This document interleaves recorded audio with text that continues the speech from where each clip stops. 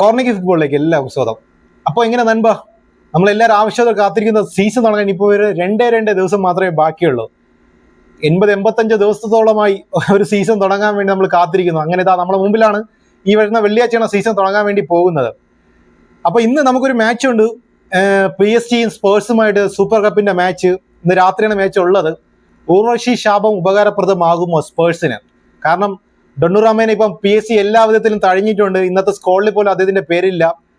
അപ്പം അതിന്റെ ഒരു സങ്കടം അദ്ദേഹം പരസ്യമായിട്ട് തന്നെ സോഷ്യൽ മീഡിയ വഴിയൊക്കെ പറഞ്ഞു. എന്നെ ഒഴിവാക്കിയതിന്റെ ഇത് ലൂച്ചയുടെ തീരുമാനമാണെന്നൊക്കെ അദ്ദേഹം പറയുന്നുണ്ട്. അപ്പൊ അദ്ദേഹത്തിന്റെ ഒരു ശാപം ഇന്ന് PSG-ക്ക് വിനയാകുമോ? സ്പേഴ്സിന് അത് അനുകൂലമാകുമോ? എന്തായിരിക്കും ഇന്നത്തെ സ്കോർ? അതിന്റെ കമന്റിലൂടെ നിങ്ങൾ അറിയിക്കുക കേട്ടോ, ആര് വിജയിക്കുമെന്ന്. ഇനി നമുക്ക് കുറച്ച് ട്രാൻസ്ഫർ കഥ തന്നെ പറയാം. ലിവർപൂൾ, എന്റെ ടീമായ ലിവർപൂൾ തന്നെ തുടങ്ങാം. കാരണം കഴിഞ്ഞ ദിവസം എൻ്റെ ഒരു വീഡിയോയുടെ ഞാൻ പറഞ്ഞു, എന്തായാലും CB എന്തായാലും ലിവർപൂളിന് സൈൻ ചെയ്യണമെന്നല്ലോ. ഒരു CBയുടെ പ്രയോറിറ്റി ലിവർപൂളിലുണ്ട്. അപ്പോൾ പ്ലാൻ എയും പ്ലാൻ ബിയും ഉണ്ടെന്ന് പറഞ്ഞു. പ്ലാൻ എ മാർക്ക് ഗേഹി തന്നെയാണ്, പ്ലാൻ ബി ജിയോണി ലിയോണി എന്ന് പറഞ്ഞു. അപ്പോൾ രണ്ടിൽ ആരെങ്കിലും ഒരാളെ സൈൻ ചെയ്യും. അതിനുശേഷം ഞാൻ ഒരു തമാശയ്ക്കാണ് പറഞ്ഞത്, രണ്ടുപേരും ചിലപ്പോൾ സൈൻ ചെയ്യാൻ സാധ്യതയുണ്ടെന്നൊക്കെ പറഞ്ഞു. അപ്പോൾ ഇന്നലെ വൈകുന്നേരം ഫാബ് ഒരു ബോംബ് പൊട്ടിച്ചു. ലിവർപൂൾ രണ്ടുപേരെയും സൈൻ ചെയ്യാൻ വേണ്ടി പോവുകയാണ്. രണ്ടുപേരുമായിട്ട് ഓൺഗോയിങ് ചർച്ചകൾ നടത്തുന്ന വാർത്തകളാണ് ലിവർപൂൾ നടത്തുന്ന വാർത്തകളാണ് കഴിഞ്ഞ ദിവസം വൈകുന്നേരം ഫാബ് പുറത്തുവിട്ടത്. ഡബിൾ ഹാപ്പിയില്ല സത്യം പറയല്ലോ. ലിവർപൂൾ ഒരു ഡിഫൻഡറെ കൊണ്ടുവരാൻ വളരെയധികം നോക്കുന്നുണ്ടെന്ന വാർത്ത നമ്മൾ കേട്ടു. പക്ഷെ രണ്ടുപേരാണ് ലിവർപൂൾ കൊണ്ടുവരാൻ പോകുന്നത്. ഒരു പൂ ചോദിച്ചപ്പോൾ പൂക്കാലം നിന്ന് നടക്കും. അപ്പോൾ മാർക്ക് ഗേഹിയുമായിട്ട് ഇതേപോലെ പേഴ്സണൽ ടൈമൊക്കെ അംഗീകരിച്ചു. അദ്ദേഹത്തിന് ഒരു പ്രോബ്ലവും ഇല്ല. പക്ഷെ അദ്ദേഹം ഒരു ഡിമാൻഡ് ചോദിച്ചു, എനിക്കൊരു കുറച്ച് പ്ലെയിൻ ടൈം അധികം കിട്ടണമെന്ന്. കാരണം അടുത്ത വർഷം ക്ലബ് വേൾഡ് കപ്പ് ഒക്കെ വരുന്നുണ്ട്. അപ്പോൾ അതിന് ടീം ഇടനേടണമെന്നുണ്ടെങ്കിൽ നല്ലൊരു പെർഫോമൻസ് എന്തായാലും അദ്ദേഹം കാഴ്ചവെക്കണം. അതുകൊണ്ട് തന്നെ ആ ഒരു ഇത് അദ്ദേഹം മുമ്പ് വെച്ചു. അത് ലിവർപൂൾ സ്വീകരിച്ചു. അങ്ങനെ പേഴ്സണൽ ടൈമൊക്കെ അംഗീകരിച്ചിട്ടുണ്ട്. അപ്പോൾ ഒരു ഫീയുടെ കാര്യത്തിലാണ് ഇന്ന് തീരുമാനമാവേണ്ടത്. അപ്പോൾ ലിവർപൂളും ക്രിസ്റ്റൽ പാലസും തമ്മിൽ നല്ലൊരു കോൺടാക്റ്റ് ആണ് ഉള്ളത്. അപ്പോൾ അതുകൊണ്ട് തന്നെയാണ് ക്രിസ്റ്റൽ പാലസ് പക്ഷേ 50 മില്യൺ ചോദിക്കുന്നത്. പക്ഷേ ലിവർപൂൾ 35 മില്യൺ യൂറോസിനൊക്കെ ആ ഒരു ഡീൽ ഒതുക്കാനാണ് നോക്കുന്നത്. അപ്പോൾ ആ ഒരു ഡീല് ചിലപ്പോൾ നടക്കാൻ സാധ്യതയുണ്ട്. ചിലപ്പോൾ ഞാൻ ഈ ഒരു വീഡിയോ അപ്ലോഡ് ചെയ്ത് നിങ്ങൾ കണ്ടതിന് ശേഷം ആയിരിക്കും ആ ഒരു ഡീല് ഹെർവിഗോ ഡൺ ഡീൽ എന്നൊക്കെ പറഞ്ഞ് വരാൻ സാധ്യതയുണ്ട്. അപ്പം എന്ന് പറയാം, ലിവർപൂൾ നല്ലൊരു സൈനിങ് തന്നെയാണ് മാർക്ക് ഗേഹി. കാരണം ക്രിസ്റ്റൽ പാലസിന്റെ ക്യാപ്റ്റനാണ്, പ്രീമിയർ ലീഗ് പ്രൂവൻ പ്ലെയർ ആണ്, സ്ട്രോങ് പ്ലെയർ ആണ്, ഇംഗ്ലീഷ് ഇന്റർനാഷണൽ ആണ്. അതുകൊണ്ടൊക്കെ തന്നെ ലിവർപൂളിന് നല്ലൊരു സൈനിങ് ആണ് മാർക്ക് ഗേഹി. ഇനി മറ്റൊരു താരം ലിയോണി, പാർമയുടെ 18 വയസ്സുള്ള ഡിഫൻഡർ മാർക്ക് ഗേഹി. ആളെ കുറിച്ച് പറയുകയാണെങ്കിൽ ആളൊരു തീ എന്നൊന്നും പറയാൻ സാധിക്കില്ല, പക്ഷെ തീയിൽ കുരുത്തനെന്ന് പറയാൻ സാധിക്കും. കാരണം പേര് കേട്ട ഇറ്റാലിയൻ പ്രതിരോധത്തിന്റെ തറവാട്ടിൽ നിന്ന് വരുന്ന ഒരു പിൻതലമുറക്കാരനാണ് ലിയോണി. അപ്പം അദ്ദേഹത്തിന്റെ ക്വാളിറ്റി, ആ 18 വയസ്സിന്റെ ക്വാളിറ്റി ഉണ്ട്. പക്ഷെ അതിന് അപ്പുറമുള്ള ഒരു ക്വാളിറ്റി ഉണ്ടെന്ന് വേണം പറയാം. കാരണം കളി റീഡ് ചെയ്യാനുള്ള ആ ഒരു മൈൻഡും നല്ല സ്ട്രോങ് ആയിട്ടുള്ള ബോഡിയും ഫിസിക്കലായിട്ടുള്ള ഇതൊക്കെ പ്ലെയറിനെ ട്രാക്ക് ബാക്ക് ചെയ്യാനുള്ള ഒരു സ്ട്രെങ്ത് ഒക്കെ ഉള്ള ഒരു പ്ലെയറാണ് ലിയോണി. അപ്പൊ അദ്ദേഹത്തെ സംബന്ധിച്ച് നോക്കുകയാണെങ്കിൽ പ്രീമിയർ ലീഗ് സംബന്ധിച്ച് നോക്കുകയാണെങ്കിൽ പെട്ടെന്ന് അഡാപ്റ്റ് ചെയ്യാൻ കഴിയും അദ്ദേഹത്തിന്. നല്ലൊരു ഡിഫൻഡറാണ്. അപ്പൊ അദ്ദേഹത്തിന്റെ ആഗ്രഹം ഇതേപോലെ ലിവർപൂളിന് വേണ്ടി സൈൻ ചെയ്യണമെന്നാണ്. ഒരു നോക്കുകയാണെങ്കിൽ ഒരുപോലെ തന്നെ ഇറ്റാലിയൻ ലീഗിൽ നിന്ന് യുവന്റസും ഇന്റർ മിലാനും അതുപോലെ തന്നെ AC മിലാനൊക്കെ ആ ചെറുക്കിന് വേണ്ടി രംഗത്തുണ്ടായിരുന്നു. പക്ഷെ ചെറുക്കന്റെ ആഗ്രഹം ലിവർപൂളിന്റെ പ്രോജക്റ്റ്, ലിവർപൂളിന്റെ സിറ്റി, ലിവർപൂൾ എന്ന് പറഞ്ഞ ക്ലബിനോടാണ് ചെറുക്കന്റെ താല്പര്യം. അപ്പൊ അതിന് വേണ്ടി തന്നെ ഇന്നലെ പേഴ്സണൽ ടൈമൊക്കെ ഒരു വിഷയമല്ല. പേഴ്സണൽ ടൈം അംഗീകരിക്കാൻ ഒരു തടസ്സവും ഇല്ല. അപ്പം ഇനിയിപ്പോ ഫീ ആണ് വിഷയം. പാർമ ഇപ്പൊ ലിവർപൂൾ 30 മില്യൺ പറഞ്ഞതായിട്ട് പറയുന്നുണ്ട്. പാർമ അതിനപ്പുറം ആഗ്രഹിക്കുന്നുണ്ട്. അപ്പൊ ഒരു ഫീയുടെ ഒരു വിഷയം കഴിഞ്ഞാൽ ആ ഒരു ഡീല് ചിലപ്പോൾ ഇന്നോ നാളെയോ ഡണ്ണാവാൻ സാധ്യതയുണ്ട്. അപ്പൊ ലിവർപൂളിനെ സംബന്ധിച്ച് നോക്കണം, ലിവർപൂൾ ആരെ സംബന്ധിച്ച് നോക്കുകയാണെങ്കിൽ 2 കാവൽക്കാരാണ്, 2 ഡിഫൻഡേഴ്സാണ് ലിവർപൂളിലെ ആ ഒരു ടീമിലേക്ക് വരാൻ വേണ്ടി പോകുന്നത്. ഡബിൾ ഹാപ്പിയാണ്. അപ്പൊ മറ്റൊരു കാര്യവും ഫാബ് ഇന്നലെ പോസ്റ്റ് ചെയ്തു, ലിവർപൂൾ 3 പേരെയും സൈൻ ചെയ്യുമെന്ന്. ഇസാക്ക് സൈൻ ചെയ്യുമെന്ന് പറയുന്നുണ്ട്. അപ്പൊ ഇസാക്ക് ഇതേപോലെ എല്ലാം ഉടക്കിയാണ് നിൽക്കുന്ന ഒരു സ്ട്രൈക്കിംഗ് മൂഡിലാണ്. കഴിഞ്ഞ ദിവസം ഇസാക്കിനെ ന്യൂകാസിലെ വസതിക്ക് ഇസാക്ക് ഒഴിഞ്ഞതായിട്ടുള്ള വാർത്തകളുണ്ട്. എല്ലാ തരത്തിലും ഇസാക്ക് വിട്ടു നിൽക്കുകയാണ്. ഇപ്പൊ സൈൻ ചെയ്തില്ല, ഇപ്പൊ ലിവർപൂളിലേക്ക് വിട്ടില്ല എങ്കിൽ പോലും ന്യൂകാസിൽ യുണൈറ്റഡിന് വേണ്ടി കളിക്കില്ല എന്നാണ് ഇസാക്കിന്റെ തീരുമാനം. അതൊരു ചർച്ചാ വിഷയമാണ്. വരും ദിവസം മാത്രം നമുക്ക് എന്താണെന്ന് അറിയാൻ സാധിക്കും. പക്ഷേ ന്യൂകാസിൽ യുണൈറ്റഡിന്റെ കോർട്ടിലാണ് ബോൾ കിടക്കുന്നത്. എന്തായാലും ന്യൂകാസിൽ യുണൈറ്റഡിനെ ഇസാക്കിനെ പിടിച്ചു വെക്കാൻ സാധിക്കില്ല, വിൽക്കേണ്ടി തന്നെ വരും. ലിവർപൂൾ രണ്ടാമതൊരു ഓഫർ ചെയ്യാൻ റെഡിയാണ്. ന്യൂകാസിൽ യുണൈറ്റഡ് ആ വാതിൽ തുറക്കുകയാണെങ്കിൽ 150 മില്യൺ തന്നെ കൊടുക്കാൻ ലിവർപൂൾ തയ്യാറാണെന്ന വാർത്തയാണ് കേൾക്കുന്നത്. അപ്പൊ എന്തായാലും വരും ദിവസം നമുക്ക് അറിയാൻ സാധിക്കും. ഇപ്പം 2 സൈനിങ് ഓൾറെഡി സെക്യൂർഡ് ചെയ്ത പോലെയാണ്. ഇപ്പം ഇസാക്കിന്റെ സൈനിങ് കൂടെ നടക്കി. എന്തായാലും ഇത് വരും ദിവസം നമുക്ക് അറിയാൻ സാധിക്കും. എന്തായാലും ലിവർപൂൾ എന്നെ സംബന്ധിച്ച് നോക്കുകയാണെങ്കിൽ ഡബിൾ ഹാപ്പിയാണ് ബ്രോ. ഇനി നമുക്കടുത്ത് യുണൈറ്റഡിലേക്ക് തന്നെ പറയാം. യുണൈറ്റഡ് ആണ് മറ്റൊരു ഹോട്ട് ടോപ്പിക്.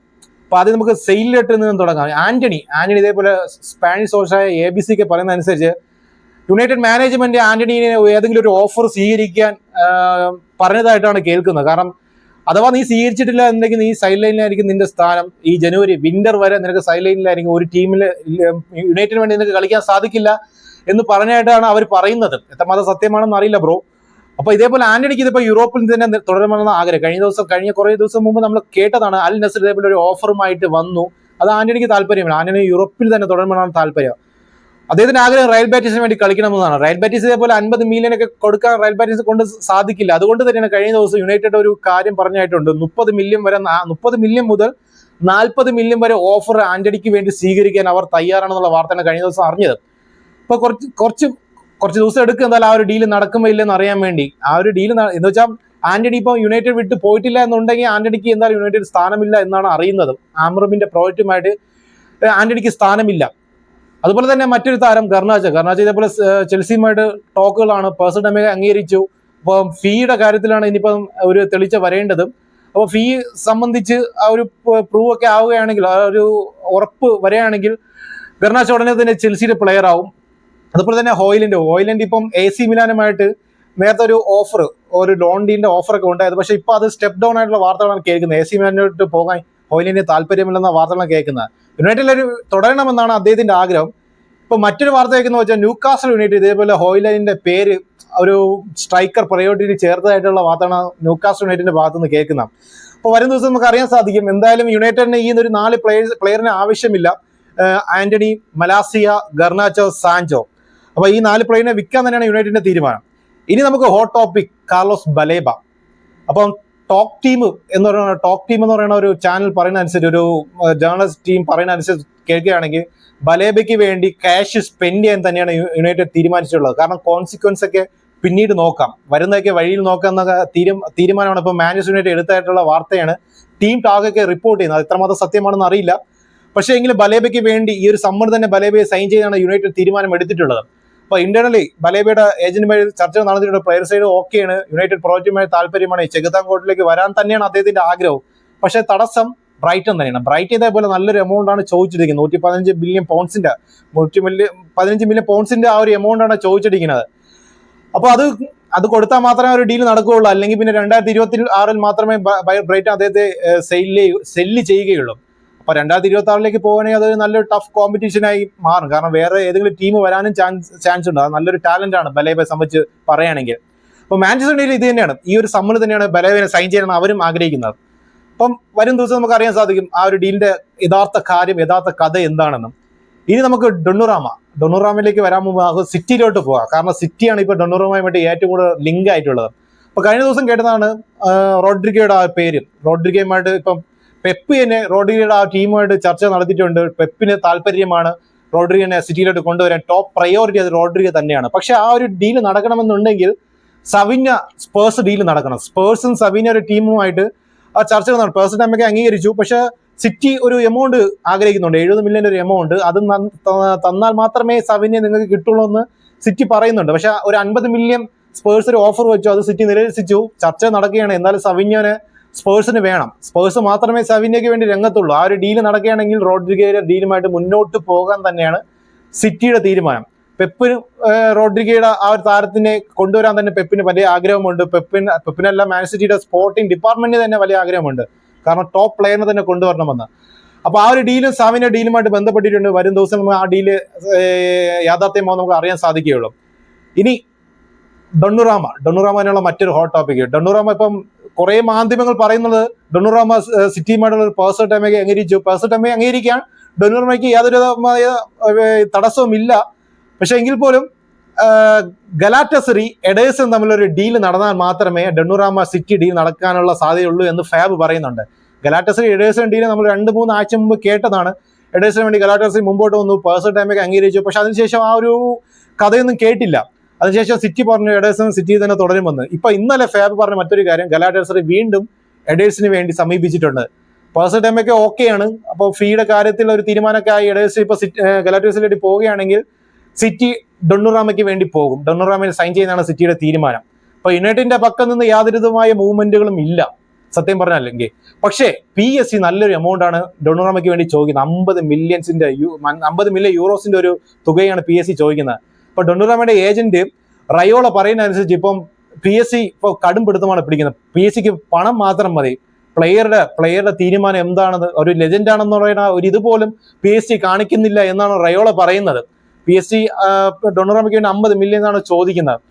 അത് വളരെയധികം വിഷമമാണ്. ഡൊണാറൂമയെ സംബന്ധിച്ച് നോക്കുകയാണെങ്കിൽ അത് നല്ലൊരു എമൗണ്ട് ആണ്. സിറ്റിയെ സംബന്ധിച്ച് നോക്കുകയാണെങ്കിൽ ആ ഒരു എമൗണ്ട് കുറയാണെങ്കിൽ സിറ്റി സൈൻ ചെയ്യും ഡൊണാറൂമയെ. അതുപോലെ തന്നെ യുണൈറ്റഡിന് ഇതേപോലെ ഡൊണാറൂമയ്ക്ക് വേണ്ടി എന്താ പറയാ ഒരു നീക്കങ്ങൾ നടത്തിയതാണ്. പക്ഷെ അതിനുശേഷം ഒരു നീക്കങ്ങളും ഇപ്പം നടക്കുന്നില്ല. സിറ്റി മാത്രമാണ് ലിങ്ക് ആയിട്ടുള്ളത് ഹെവി ആയിട്ട്.